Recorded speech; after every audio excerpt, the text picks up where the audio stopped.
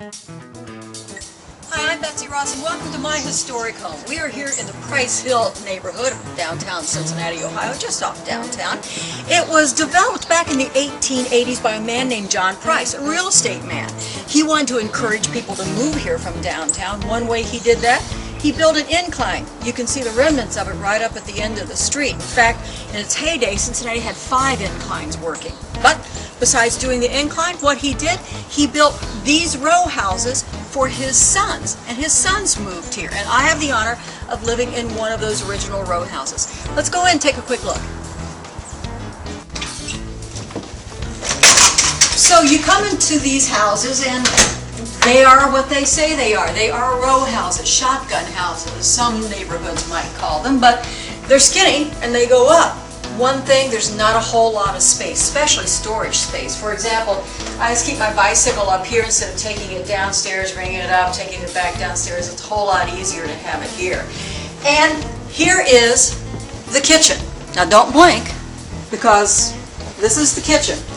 It's functional, it has everything that you need, but it still is small. And you would like to have a larger kitchen, especially when you have guests over. And you would like your guests to enjoy it, especially when you can show them views like this. That's the one great thing about the Price Hill neighborhood. You have terrific views of downtown Cincinnati and the Ohio River. Now, these houses, all these row houses, were redeveloped back in the late 70s and early 80s, and so they all now have these decks that overlook the city. They have spiral staircases, they have ceiling fans, and they have skylights. So they have been renovated to kind of fit a modern era. But speaking of spiral staircases, let's go upstairs, take a look at the loft. Now this room has been a couple, 3 different things over the last few years. I think the people before me, they used it as an artist loft.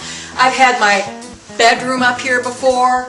Right now it's more of a lounge area, got some comfy chairs. I have my treadmill up here as well and the big screen, so I'm not too bored when I'm on the treadmill. And this is the only really dedicated bedroom that there is here, besides those 2 cats that are there on the spiral staircase. But in fact, this is the only room in the house that has its own door.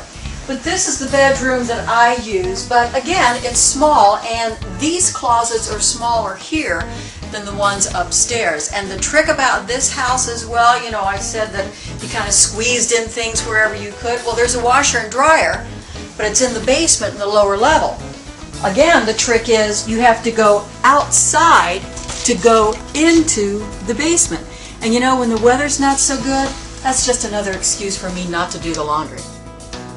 Well, I hope you've liked the tour of this historical home, and I think that any time that you have an older home like this, you always want to have a nod to the past, but you also want to bring it up to the present too. And so you don't mind knocking down a few walls or doing a lot of renovation to make sure that it's up to date, because you're not just renovating a house, you're rewriting history.